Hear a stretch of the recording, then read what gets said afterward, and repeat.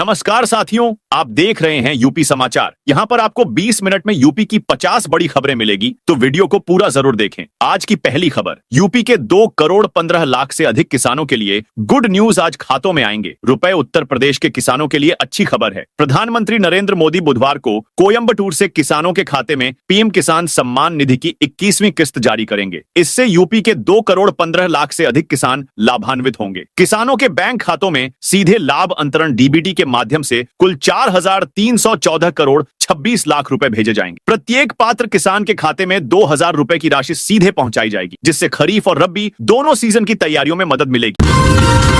UP में 41,000 पदों पर होमगार्ड भर्ती निकली। योगी सरकार ने होमगार्ड विभाग में बंपर भर्ती निकाली है। उत्तर प्रदेश पुलिस भर्ती एवं प्रोन्नति बोर्ड ने 41,424 पदों पर होमगार्ड पायलट 424 भर्ती 2025 अधिसूचना जारी कर दी है। सबसे अधिक पद कानपुर सिटी में और सबसे कम पद भदोही में है। उम्मीदवार 18 नवंबर से 17 दिसंबर 2025 तक यूपीपीबीपीबी की आधिकारिक वेबसाइट पर ऑनलाइन आवेदन कर सकते हैं। उम्मीदवार का मान्यता प्राप्त बोर्ड से 10वीं पास होना अनिवार्य है।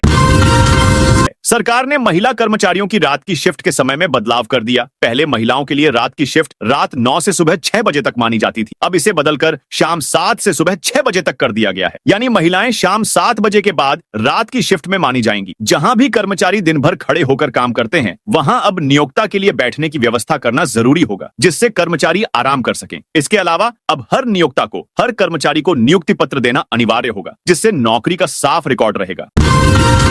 संभल जामा मस्जिद, सदर बोले हरिहर पदयात्रा। गैरकानूनी यूपी का संभल एक बार फिर चर्चा में है। मां कैला देवी धाम के महंत आशीराज गिरी ने हरिहर मंदिर परकोटे की पदयात्रा का ऐलान किया है। इसके बाद से शहर में तनाव बढ़ गया है। पुलिस प्रशासन अलर्ट हो गया है। हरिहर मंदिर के बाहर 1 साल से पुलिस फोर्स तैनात है। अब यहाँ अतिरिक्त फोर्स तैनात करने की तैयारी चल रही है। मामले को लेकर जामा मस्जिद की इंतजामिया कमेटी के पक्षकार सदर जफर अली का कहना है कि ऋषिराज गिरी का ऐलान सरासर गलत है। उनका दावा है कि मस्जिद में कभी परिक्रमा हुई ही नहीं।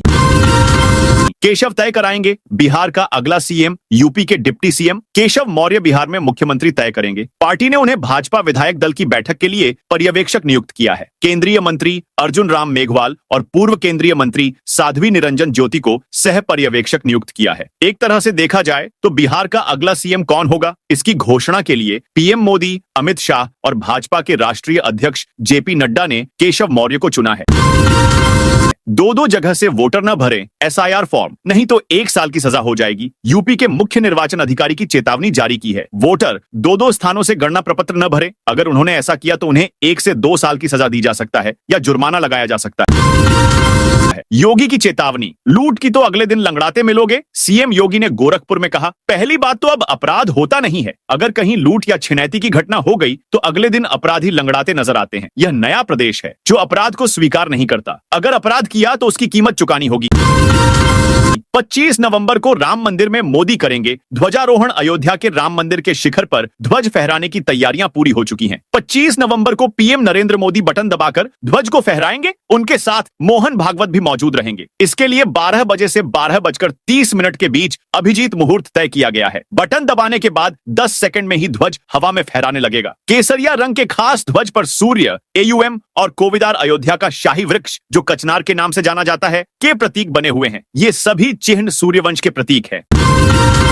रोहिंग्याओं को ढूंढने सड़क पर उतरी लखनऊ मेयर। राजधानी लखनऊ में अवैध रूप से रह रहे बांग्लादेशी और रोहिंग्याओं को चिन्हित करने के लिए नगर निगम एक्टिव हो गया है। मेयर सुषमा खरकवाल खुद ही मंगलवार दोपहर गोमती नगर के विनीत खंड स्थित कूड़ा ट्रांसफर स्टेशन पहुंच गईं। यहां उन्होंने असम राज्य के कर्मचारियों के एनआरसी दस्तावेज की जांच की। इस दौरान मेयर बोली, 1 महीने में बांग्लादेशी और रोहिंग्या का सफाया कर दूंगी। साबरमती जेल में 3 कैदियों ने आतंकी को पीटा, आंख में चोट लगी। गुजरात एटीएस ने बीते 9 नवंबर को गुजरात से 3 आईसिस आतंकियों को गिरफ्तार किया था। फिलहाल तीनों साबरमती जेल में बंद हैं। मंगलवार को इनमें से एक आतंकी मारपीट के दौरान घायल हो गया। आंख में चोट आने से उसे सिविल हॉस्पिटल में भर्ती करवाया गया है। जेल से मिली जानकारी के मुताबिक 9 नवंबर को गुजरात से 3 आईसीएस आतंकियों को गिरफ्तार किया था। फिलहाल तीनों साबरमती जेल में बंद हैं। आतंकी का बयान दर्ज करने के बाद बाकी 3 कैदियों के खिलाफ शिकायत दर्ज कर ली गई है। डॉक्टर शाहीन ने आतंकी बॉयफ्रेंड के साथ नई कार खरीदी। पहली बार तस्वीर सामने आई दिल्ली ब्लास्ट से 46 दिन पहले। लखनऊ की लेडी आतंकी डॉक्टर शाहीन सईद ने फरीदाबाद से 10 लाख की नई ब्रेजा कार खरीदी थी। उस वक्त उसका बॉयफ्रेंड आतंकी मुजम्मिल शकील भी साथ था। मुजम्मिल वही है जिसके पास से फरीदाबाद में विस्फोटक बरामद हुआ था। मेरठ में रालोद जिलाध्यक्ष के 4 भाई अरेस्ट जेल से छूटने के बाद 30 गाड़ियों से काफिला निकाला। मेरठ में राष्ट्रीय लोक दल रालोद के जिलाध्यक्ष के 4 भाइयों और उनके समर्थकों को गिरफ्तार किया गया है। इन सभी पर जमानत पर छूटने के बाद सड़कों पर हुड़दंग मचाने, फायरिंग और आतिशबाजी करने का आरोप है। घटना का वीडियो सामने आने के बाद पुलिस ने कार्रवाई की। जितना पढ़ा लिखा मुसलमान वह उतना बड़ा आतंकवादी है। यूपी के दर्जा प्राप्त राज्य मंत्री रघुराज सिंह ने विवादित बयान दिया है। उन्होंने मुस्लिम समुदाय को निशाने पर लेते हुए उनकी तुलना आतंकवादियों से की। साथ ही अलीगढ़ मुस्लिम यूनिवर्सिटी को आतंकवादियों का अड्डा बताया। मंत्री ने कहा कि जितने भी आतंकवादी हैं सभी मस्जिद और मदरसे से निकले हैं, इसलिए दोनों को बंद कर देना चाहिए। जो जितना अधिक पढ़ा मुसलमान है वह उतना बड़ा आतंकवादी है। अगर आपको यह खबर अच्छी लगी हो तो वीडियो को लाइक जरूर करें ताकि हमें और बेहतर खबरें लाने का हौसला मिले। आपका एक लाइक हमें और प्रेरित करता है। यूपी की ताजा खबरों के लिए लाइक और सपोर्ट जरूर करें। 980 करोड़ का पुल महाकुंभ से पहले बनना था, अब तक नहीं बना। 26 नवंबर 2020 को केंद्रीय मंत्री नितिन गडकरी और सीएम योगी ने प्रयागराज में गंगा नदी पर बहुप्रतीक्षित पुल का शिलान्यास किया। बजट 980 करोड़ रुपए था, लंबाई करीब 10 किलोमीटर, देश का दूसरा सबसे लंबा 6 लेन एलिवेटेड पुल था। 19 नवंबर को फ्री रहेगी ताजमहल पर एंट्री। आगरा में विश्व धरोहर सप्ताह के पहले दिन ऐतिहासिक इमारतों में फ्री एंट्री मिलेगी। इस दिन टिकट विंडो बंद रहेगी। भारतीय पुरातत्व सर्वेक्षण एएसआई ने आदेश जारी किया है। विश्व धरोहर सप्ताह 25 नवंबर तक मनाया जाएगा। एंट्री सिर्फ एक दिन फ्री होगी। हर साल 19 से 25 नवंबर तक विश्व धरोहर सप्ताह मनाया जाता है। 19 नवंबर को ताजमहल, आगरा किला, एतमाउद्दौला, सिकंदरा, फतेहपुर सीकरी में पर्यटकों को फ्री एंट्री दी जाएगी। देवरिया एसपी बोले, पुष्पा रॉकी जैसे हीरो मिल जाएं, पीट दूंगा। देवरिया एसपी संजीव सुमन ने पुष्पा और रॉकी मूवी के फेमस डायलॉग से लोगों को मोटिवेट किया। उन्होंने कहा, पुष्पा झुकेगा नहीं। अगर पुष्पा और रॉकी जैसे हीरो मिल जाएं, तो हम लाठी से पीट पीट कर उसे ठीक करे देंगे।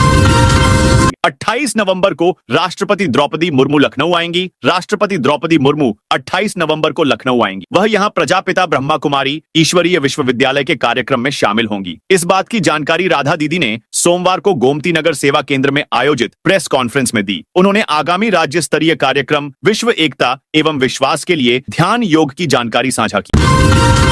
भाजपा की तारीफ करने पर डॉक्टर का अंगूठा चबाया। बिहार विधानसभा चुनाव के नतीजों के बाद लखनऊ में बीजेपी की तारीफ करना एक डेंटिस्ट को भारी पड़ गया। डॉक्टर ने बस इतना कहा कि जो मेहनत करेगा वही जीतेगा। इतने में ही उसके पड़ोस के मेडिकल स्टोर वाले ने ईंट गुम्मे बरसा दी, दौड़कर उसका अंगूठा चबा लिया। डेंटिस्ट डॉक्टर ने भास्कर रिपोर्टर से बातचीत में बताया कि हम केवल बात कर रहे थे, वह पहले से चिढ़ा रहा होगा। बीजेपी की जीत की बात सुनते ही उसने प्रधानमंत्री और मुख्यमंत्री को जमकर गाली देनी शुरू कर दी। इस पर मैंने मना किया तो उसने मेरे ऊपर ही हमला कर दिया। लखनऊ में रन फॉर यूनिटी में दौड़े डिप्टी सीएम ब्रजेश पाठक। लखनऊ में सरदार वल्लभ भाई पटेल की 150वीं जयंती पर पदयात्रा और रन फॉर यूनिटी कार्यक्रम का आयोजन हुआ। डिप्टी सीएम ब्रजेश पाठक ने राष्ट्र निर्माण में लौह पुरुष के योगदान को याद किया। कहा, आज देश का वर्तमान स्वरूप सिर्फ और सिर्फ सरदार पटेल की दृढ़ इच्छा शक्ति और अदम्य साहस का परिणाम है। इस ऐतिहासिक अवसर पर शहर भर में कार्यक्रम हो रहे हैं, जिनमें बीजेपी कार्यकर्ता एकता के संदेश को आगे बढ़ा रहे हैं। शाहजहांपुर में सब इंस्पेक्टर का बेटा बना फर्जी दरोगा। शाहजहांपुर पुलिस ने चेकिंग के दौरान एक फर्जी दरोगा गौरव शर्मा को गिरफ्तार किया। उसकी कार से पुलिस की वर्दी, कैप और यूपी पुलिस का आईडी कार्ड मिला है। गौरव मथुरा का रहने वाला है। वह 1.5 साल से शाहजहांपुर में दरोगा बनकर किराए के घर में रह रहा था। लखनऊ के कैंसर संस्थान में तीमारदारों को मिलेगा निशुल्क भोजन। लखनऊ के चक गजरिया स्थित Kalyan Singh super speciality cancer संस्थान में अब तीमारदारों को भी निशुल्क भोजन मिलेगा। संस्थान में मंगलवार को निदेशक प्रोफेसर मदन लाल भट्ट ने सेवा का शुभारंभ किया। राप्ती नदी में 1 लाख मछली के बच्चे छोड़े गए। सिद्धार्थनगर में राप्ती नदी के बांसी घाट पर मंगलवार को मत्स्य संपदा योजना के तहत रिवर रैंचिंग कार्यक्रम आयोजित किया गया। कार्यक्रम में 1 लाख मछली के बच्चों को नदी में छोड़ा गया। इस दौरान मत्स्य मंत्री डॉक्टर संजय कुमार निषाद, डुमरियागंज सांसद जगदम्बिका पाल और मुख्य विकास अधिकारी बलराम सिंह मौजूद रहे। दिल्ली ब्लास्ट में डॉक्टर फारूक को पुलिस ने छोड़ा। 7 दिन पहले हापुड़ मेडिकल कॉलेज से उठाया था। हापुड़ में जीएस 12 नवंबर को दिल्ली पुलिस और सुरक्षा एजेंसियों ने डॉक्टर फारूक को आधी रात उठाया था। 7 दिन की लंबी पूछताछ के बाद दिल्ली पुलिस ने सोमवार को रिहा कर दिया। फतेहपुर में 59 किसानों पर पराली जलाने का जुर्माना। उत्तर प्रदेश के फतेहपुर जिले में पराली जलाने के खिलाफ प्रशासन ने सख्त रुख अपनाया है। 16 नवंबर तक जिले के 59 किसानों पर कुल 3,52,500 रुपए का जुर्माना लगाया गया है, जिसमें से 90,000 रुपए की वसूली भी की जा चुकी है। इसके अतिरिक्त एक कंबाइन हार्वेस्टर मशीन को बिना एसएमएस डिवाइस के फसल कटाई करते हुए पाए जाने पर जब्त किया गया है। मुख्यमंत्री के आदेश पर पूर्व विधायक समेत 7 पर केस कौशाम्बी जिले के कोखराज थाना क्षेत्र में एक मकान पर जबरन कब्जा करने और फर्जी कागजात तैयार कराने के आरोप में मंगलवार को पुलिस ने मुकदमा दर्ज किया है। यह कार्रवाई मुख्यमंत्री के आदेश पर की गई। इस मामले में चायल के पूर्व भाजपा विधायक संजय गुप्ता, भरवारी के 2 पूर्व नगरपालिका अध्यक्षों सहित कुल 7 लोगों को नामजद किया गया है। BHURSS भवन की सुनवाई टली सिविल जज के अवकाश के वजह से नहीं हुई। बहस काशी हिंदू विश्वविद्यालय परिसर में स्थापित राष्ट्रीय RSS भवन को पुनः संचालित करने और वहां किसी भी प्रकार का अवरोध न होने देने संबंधी वाद की सुनवाई बुधवार 18 नवंबर 2025 को सिविल जज जूनियर डिवीजन की अदालत में होनी थी, किंतु न्यायाधीश शमाली मित्तल के अवकाश पर होने के कारण सुनवाई नहीं हो सकी और मामले 18 नवंबर 2025 को सिविल जज जूनियर डिवीजन की अदालत में होनी थी, किंतु न्यायाधीश शमाली मित्तल के अवकाश पर होने के कारण सुनवाई नहीं हो सकी और मामले की अगली तारीख 4 दिसंबर निर्धारित कर दी गई। अग्निवीर भर्ती में गोरखपुर भदोही के युवाओं ने लगाई सबसे तेज दौड़। वाराणसी में मंगलवार को कैंटोनमेंट के रणबांकुरे मैदान पर अग्निवीर भर्ती के 9वें दिन गोरखपुर, मिर्जापुर और भदोही के युवाओं ने पसीना बहाया। भर्ती में 1028 अभ्यर्थियों ने दमखम दिखाया। मैदान पर दौड़ और फिजिकल में महज 645 अभ्यर्थी सफल घोषित हुए। यूपी के एक्सप्रेसवे पर विश्व स्तरीय सुविधाएं मिलेंगी। योगी सरकार उत्तर प्रदेश के एक्सप्रेसवे से सफर करने वालों को विश्व स्तरीय सुविधाएं देने की तैयारी में है। फूड कोर्ट के साथ पेट्रोल पंप और ईवी चार्जिंग और कम बजट के होटल देने की तैयारी है। यह सभी सुविधाएं एक साथ एक ही स्थान पर ईवे हब के नाम देकर लोगों की यात्रा को बेहतरीन बनाने की तैयारी है। पहले चरण में बुंदेलखंड और पूर्वांचल एक्सप्रेसवे पर इसे बनाने का फैसला किया गया था। अब अन्य एक्सप्रेसवे लिंक एक्सप्रेसवे पर इसी तरह की सुविधा देने की तैयारी चल रही है। बलिया में कई विधानसभा क्षेत्रों में बढ़ेंगे मतदान केंद्र। बलिया में आगामी विधानसभा चुनावों की तैयारी को लेकर एक महत्वपूर्ण बैठक आयोजित की गई। सोमवार को कलेक्ट्रेट सभागार में जिलाधिकारी मंगला प्रसाद सिंह की अध्यक्षता में हुई इस बैठक में 1 जनवरी 2026 की अर्हता तिथि के आधार पर निर्वाचक नामावलियों के विशेष पुनरीक्षण और 1200 से अधिक मतदाताओं वाले मतदान केंद्रों के विभाजन पर चर्चा हुई।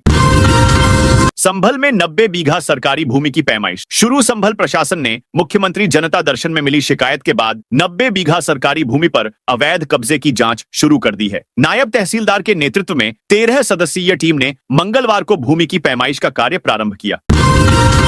अखिलेश यादव घुसपैठियों को भारत का वोटर बनाना चाहते हैं। केंद्रीय राज्य मंत्री प्रो एसपी सिंह बघेल ने सपा अध्यक्ष अखिलेश यादव का करारा हमला बोला है। विशेष प्रगाढ़ पुनरीक्षण अभियान SIR का विरोध करने पर उन्होंने कहा, अखिलेश यादव विदेशी घुसपैठियों को भारत का नागरिक बनाते हुए उनको मतदाता बनाना चाह रहे हैं। इससे देश की एकता और अखंडता को खतरा होगा। नोएडा में ट्रायल के लिए खोला भंगेल एलिवेटेड। भारतीय किसान यूनियन लोक शक्ति के ऐलान के बाद प्राधिकरण ने मंगलवार सुबह भंगेल एलिवेटेड रोड को वाहनों के ट्रायल के लिए खोल दी। इस बीच इंजीनियरों की टीम रोड पर तकनीकी कमियों को बारीकी से जांचेगी। दादरी सूरजपुर छलेरा यानी DSSC मार्ग पर एलिवेटेड शुरू होने से लोगों का नोएडा से ग्रेटर नोएडा होकर सूरजपुर की तरफ सफर आसान हो जाएगा। जल्द ही मुख्यमंत्री योगी आदित्यनाथ ग्रेटर नोएडा दौरे के समय एलिवेटेड रोड का भी उद्घाटन कर सकते हैं। अधिकारियों ने अपने उद्घाटन की तैयारी भी कर ली है। 24 घंटे बाद भी सही नहीं हो सका हेलीकॉप्टर। बरेली में इंडियन एयरफोर्स के एडवांस लाइट हेलीकॉप्टर ध्रुव की इमरजेंसी लैंडिंग के 24 घंटे से ज्यादा का समय हो चुका है, लेकिन अभी भी उसमें आई खराबी सही नहीं हो सकी है। इंदौर और बेंगलुरु से आई एयरफोर्स की टीम हेलीकॉप्टर को सही करने में लगी है। एयरफोर्स के इंजीनियर्स की कई टीमें लगातार हेलीकॉप्टर ध्रुव को सही करने में लगी हैं। बधिर चालकों के वाहनों पर लगेगा कान का प्रतीक चिन्ह। जौनपुर में सड़क सुरक्षा और जन जागरूकता अभियान के तहत बधिर वाहन चालकों की सुरक्षा सुनिश्चित करने के लिए एक नई पहल की गई है। इस पहल के तहत बधिर चालक कान के प्रतीक चिन्ह योजना का प्रचार प्रसार किया जाएगा। इसका उद्देश्य बधिर चालकों की पहचान सुनिश्चित कर सड़क दुर्घटनाओं को कम करना है। अखिल उत्तर प्रदेश बधिर संस्था के पदाधिकारी अभय कुमार सिंह और अन्य प्रतिनिधियों ने हाल ही में जौनपुर के पुलिस अधीक्षक से मुलाकात की। उन्होंने पुलिस प्रशासन से इस अभियान में सहयोग का आग्रह किया, जिसके तहत बधिर चालकों के वाहनों पर कान का प्रतीक चिन्ह लगाया जाएगा। गोरखपुर से लखनऊ जाना हुआ अब और आसान लिंक और पूर्वांचल एक्सप्रेसवे से जाएगी। बस गोरखपुर में उत्तर प्रदेश राज्य सड़क परिवहन निगम ने गोरखपुर और लखनऊ के बीच नई साधारण बस सेवा शुरू कर दी है। यह बस सेवा लिंक एक्सप्रेसवे और पूर्वांचल एक्सप्रेसवे से जाएगी के मार्ग से चलेगी। बस गोरखपुर डिपो से सुबह 9 बजे रवाना होगी और सिकरीगंज, अकबरपुर, सुल्तानपुर व अवध बस स्टेशन होते हुए आलमबाग पहुंचेगी। लखनऊ में रिवर फ्रंट पर पेडेस्ट्रियन ब्रिज बनेगा। लखनऊ में गोमती रिवर फ्रंट पर गुजरात की साबरमती नदी के तर्ज पर पेडेस्ट्रियन ब्रिज बनाया जाएगा। इसको बनाने में लखनऊ विकास प्राधिकरण करीब 54 करोड़ रुपए खर्च करेगा। प्राधिकरण ने इसको लेकर टेंडर जारी कर दिया है। अफसरों के मुताबिक 2 महीने में टेंडर प्रक्रिया पूरी करने के बाद निर्माण कार्य शुरू करवाया जाएगा। आगरा में 10 फर्मों ने किया 18 करोड़ का घोटाला। आगरा में कागजों में बोगस फर्म बनाकर करोड़ों रुपए के इनपुट टैक्स क्रेडिट आईटीसी के गोलमाल को राज्य वस्तु एवं सेवा कर एसजीएसटी विभाग ने पकड़ा है। 8 बोगस फर्मों से 18 करोड़ 27 लाख रुपए की हेराफेरी की है। केंद्रीय वस्तु एवं सेवा कर सीजीएसटी में पंजीकृत इन फर्मों की लंबे समय तक एसजीएसटी ने रेकी की।